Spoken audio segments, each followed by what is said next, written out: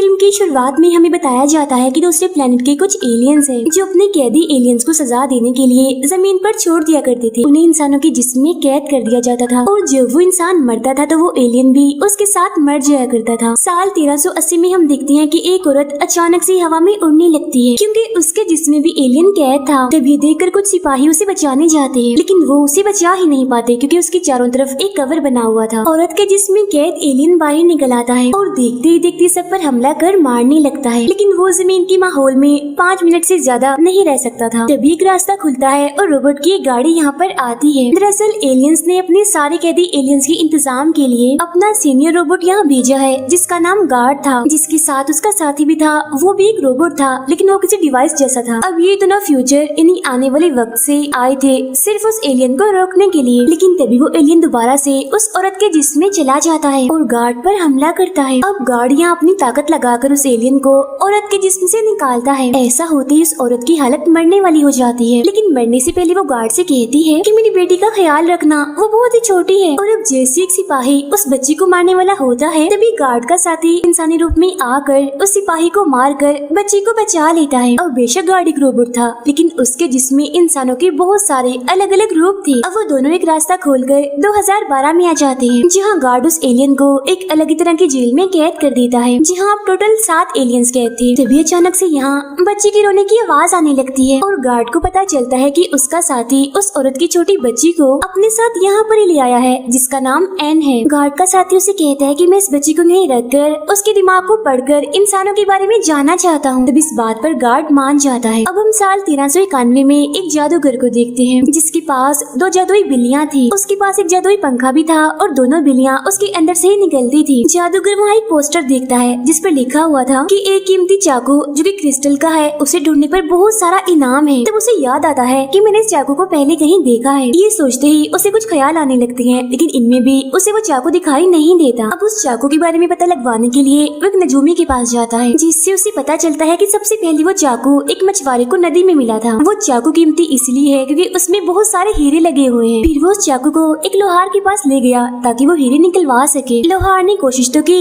लेकिन वो उन हीरों को नहीं निकाल पाया। अब वो चाकू एक ऑफिसर के पास है कि उसने उसे खरीदा है। अब जादूगर अपनी बिल्लियों के साथ वहाँ पहुँच जाता है जहाँ वो ऑफिसर था। इसी दौरान एक अजीब सा आदमी भी उस ऑफिसर से मिलने आया था। अजीब वो इसलिए था क्योंकि उसे देखने से ऐसा लग रहा था जैसे वो फ्यूचर से आया हो। वो ऑफिसर से कहता है कि ये चाकू मेरा है इसलिए अब आप इसे मेरे हवाले कर दीजिए। तभी उस अजीब आदमी के जिस्म कैद एलियन ऑफिसर पे हमला करके उसे चाकू हासिल करने की कोशिश करता है, लेकिन तभी ऑफिसर उस चाकू को अपने जिस्म से निकालकर बाहर फेंक देता है और मौके पर ही उसकी मौत हो जाती है। लेकिन यहाँ वो नजूमी भी उस चाकू को हासिल करने के लिए पहुँच चुका था और वो नजूमी उस चाकू को लेकर भागने लगता है, लेकिन तभी एलियन उसे देख लेता है और उसके पीछे पड़ जाता है। तब जादूगर भी उनके पीछे चला जाता है और अपने जादू से एलियन को रोकने की कोशिश करता है, लेकिन एलियन उल्टा उसे ही पकड़कर मारने लगता है। इसी दौरान इनकी नजर एक स्पेसशिप पर जाती है। इसे देखते ही उसके पास जाते हैं और नदी के उस पार इन्हें एक लड़की दिखती है जो उन्हें देखकर यहाँ से भाग जाती है। अब ये लोग काफी हैरान परेशान थे कि आखिर ये स्पेसशिप और वो लड़की यहाँ पर कैसे है। फिर इसके बाद हम 2022 में आ जाते हैं जहाँ हम गार्ड के साथ उसी बच्ची एन को देखते हैं, यानी वही बच्ची जिसे लोग पास्ट यानी माजी से लाए थे। बच्ची बहुत ही समझदार थी। वो बच्ची गार्ड को अपना डैडी समझती थी और उसे पता है कि उसके डैड एक रोबोट है और हर टाइम अपने साथी से बातें करते रहते हैं और तो अक्सर उसी के साथ रहते हैं। जब गार्ड एन को स्कूल से ला रहा था तो वो अपना मोबाइल गाड़ी में ही छुपा देती है जहाँ वो गार्ड और उसके साथी की बातें सुनती है। गार्ड का साथी उसे कह रहा होता है कि हमने अपने प्लेनेट से एक कैदी एलियन को जमीन पर लाना है और उसे इंसान के जिस्म में डालना है, लेकिन ऐसा करने के लिए हमें 107 इंसानों की जरूरत होगी क्योंकि वो बहुत ही ताकतवर एलियन है। रात के वक्त अपने डैड की तरह एन भी उनके साथी से बात करने की कोशिश करती है लेकिन वो उसे कोई भी जवाब नहीं देता। फिर जब वो गाड़ी से अपना मोबाइल निकाल रही थी तो अचानक से वो छोटी सी जेल को खोल देती है जिसमें उस एलियन को कैद किया गया था, लेकिन इससे पहले कि वो कैदी वहाँ से आजाद होता तभी गार्ड का साथी वहाँ आकर उसे बंद कर देता है। अब गार्ड के साथी को अपने सामने पाकर एन काफी खुश हो जाती है और उसे बहुत सारे सवाल करती है। तब गार्ड के साथी को बताना ही पड़ता है कि मैं एलियंस को सजा देने के लिए इंसानों के जिस्म में कैद करता हूँ, जिस मकसद के लिए हम अलग अलग टाइमलाइन में जाते हैं, यानी कभी पास्ट में और कभी फ्यूचर में, और तुम्हें भी हम पास्ट से ही लाए हैं। इतनी ही देर में यहाँ गार्ड भी आ जाता है। उसका साथी उसे बताता है कि उस एलियन को कहाँ कैद करना है जो एक हॉस्पिटल था, यानी यहाँ से कुछ ही दूरी पर।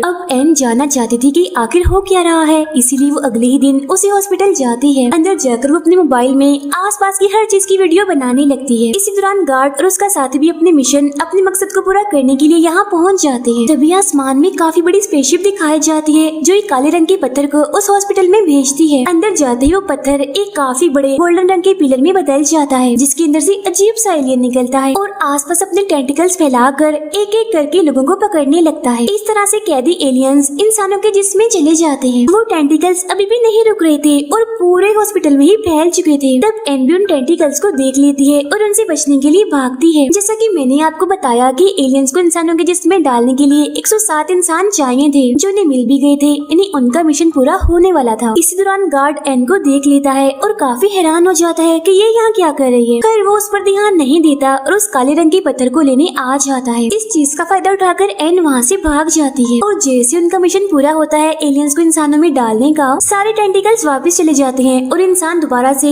बिल्कुल ठीक हो जाते हैं। हैरानी वाली बात ये थी कि कुछ देर पहले उनके साथ क्या हुआ था उन्हें याद ही नहीं होता। पास्ट में हम जादूगर और उसके साथियों को देखते हैं। उन्हें एक जगह के बारे में पता चलता है जो एक मंदिर था। यहाँ पर एक जादूगर हस्बैंड वाइफ भी थे जो इस मंदिर के मालिक को अपना जादुई सामान बेचने आए थे, लेकिन मंदिर का मालिक उनसे कहता है कि अभी फिलहाल मुझे वो कीमती चाकू चाहिए, इसीलिए जाओ पहले उसे ढूंढो और वो लेकर आओ। वो जादूगर हस्बैंड वाइफ अपने साथियों के साथ एक घर में जाते हैं, यानी जहाँ वो कीमती चाकू था। अब जादूगर उस आदमी को अपने काबू में करके उस चाकू को लाने के लिए कहता है और अब जैसे वो चाकू लाता है तभी वो फाइटर लड़की यहाँ आकर उन जादूगर हस्बैंड वाइफ पर हमला कर देती है और उस चाकू को हासिल कर लेती है। लेकिन तभी इतनी ही देर में मंदिर का मालिक भी यहाँ पर आ जाता है और फाइटर लड़की पर हमला कर उसे बेहोश कर देता है और चाकू ले लेता है। उधर प्रेजेंट टाइम में एन अपने दोस्त को एलियन की रिकॉर्ड की हुई वीडियो दिखाती है। तब ये देखकर गार्ड उसे बुरे एलियंस कैदियों के बारे में बताता है, जो सुनकर एन समझ जाती है कि गार्ड और उसका साथी जमीन पर इसीलिए हैं ताकि वो इंसानों को बुरे एलियंस के हमलों से बचा सके। अगले दिन जमीन पर बुरे एलियंस की स्पेसशिप आ रही होती है, जिसका मकसद इंसानों की जिसमें कैद सभी एलियंस को आजाद करना था। तब गार्ड और उसका साथी उसे रोकने के लिए जाते हैं, जहाँ एन के जिद करने पर वो उसे भी साथ ले ही जाते हैं। उस स्पेसशिप में से एक रेड रोबोट निकलता है जो एक पुलिस ऑफिसर के पास पहुँचता है कि उसके जिस्म में बहुत ही ताकतवर एलियन था, लेकिन इंसानों के जिस्म में एलियंस को जगाने के लिए एक चाबी चाहिए होती है जो कोई और नहीं बल्कि वो एक कीमती चाकू था और वो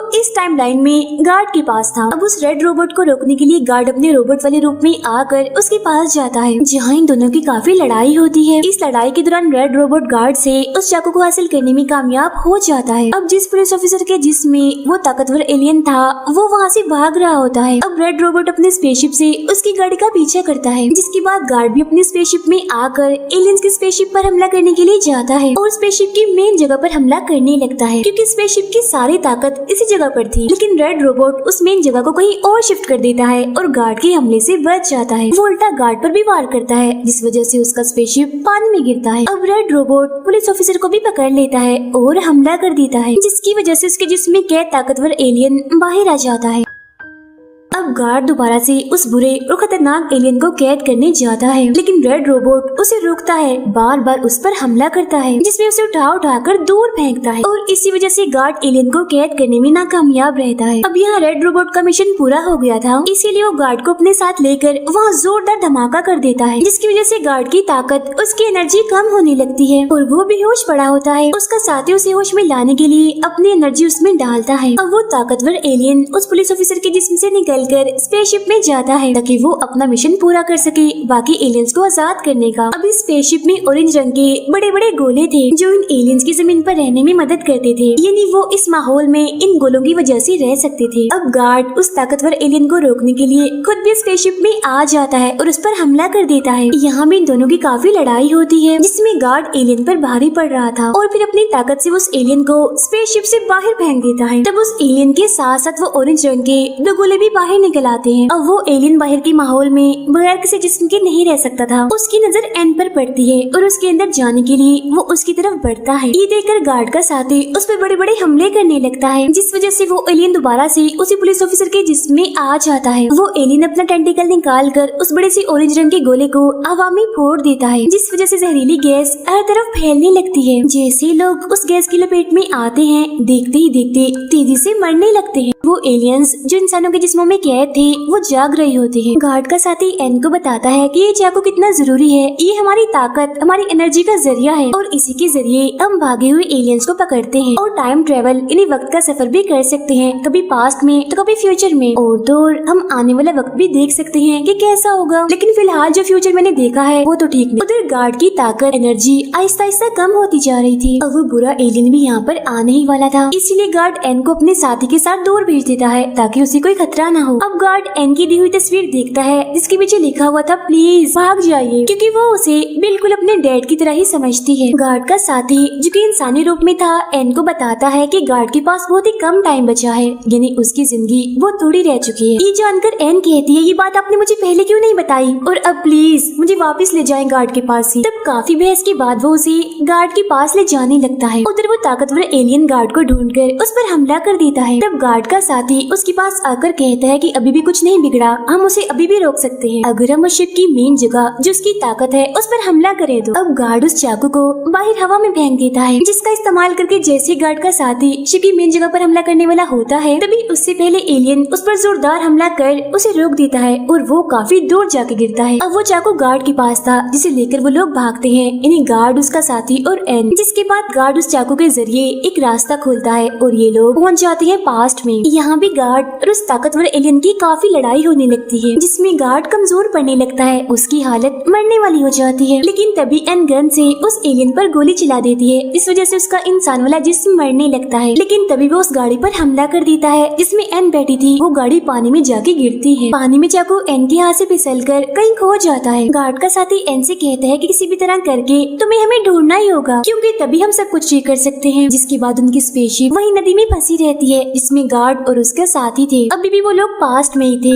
यहाँ सिर्फ 2 लोग ही बचे थे, वो ताकतवर एलियन और एन। वो एलियन भी यहाँ से चला जाता है अपने लिए कोई नया जिस्म ढूंढने के लिए। तभी एक छोटे लड़के को नदी किनारे एन मिलती है जो भी जिंदा थी। वो लड़का नदी में जाकर एन के चाकू को ढूंढने लगता है लेकिन वो उसे नहीं मिलता, जिसके बाद वो एन की देखभाल करता है। अब यहाँ जादूगर हस्बैंड वाइफ को भी पता चल जाता है कि मंदिर की मालिक के जो साथी थे वो एलियंस है, असल में उनसे लड़ते हैं। वो अपने जादू से एक एलियन को बड़े से मटके में कैद कर देते हैं। अब दूसरा एलियन जैसे एन को कंट्रोल करके उसे मारने ही वाला था कि तभी यहाँ पर जादूगर पहुँच जाता है। वो अपने जादुई पंखे से तलवार निकाल कर एलियन पर हमला कर उसका टेंटिकल काट देता है, जिससे वो एन को छोड़ देता है। अब एलियन ने भी बदले में उस पर हमला कर दिया होता है, जिस वजह से वो बेहोश हो जाता है। अब एन उस एलियन के इंसानी जिस्म पर हमला करती है, लेकिन उसके चारों तरफ एक कवर बना हुआ था जिससे उसे कुछ भी नहीं होता। यहाँ वो जादूगर औरत एक जादुई शीशे की मदद से अपने हाथ को बहुत बड़ा कर लेती है और एक दूसरे एलियन पर हमला करके उसे रोकती है। तभी जादूगर को भी होश आ जाती है और वो एलियन पर हमला कर देता है। यहाँ एन उस जादूगर औरत के शीशे को इस्तेमाल करके गोली चलाती है, जिससे उसकी गोली भी बड़ी होकर उसके कवर को तोड़ते हुए इस बार उसके इंसानी जिस्म में लग जाती है। इसी दौरान दूसरा एलियन जो मटके में बंद था वो आजाद हो जाता है। अब एन यहाँ से भाग गई थी, तब वो एलियन अपने जिस्म के साथ एन का पीछा करता है। तब वो यहाँ पानी के अंदर छुपकर गार्ड और उसके साथी के स्पेसशिप के अंदर चली जाती है। अब ऐसा होते ही वो एलियन मर जाता है, जिसके बाद वो आदमी भी होश में आ जाता है जिसके जिस्म में वो एलियन था। और इसी के साथ ही ये फिल्म यहीं पर खत्म हो जाती है।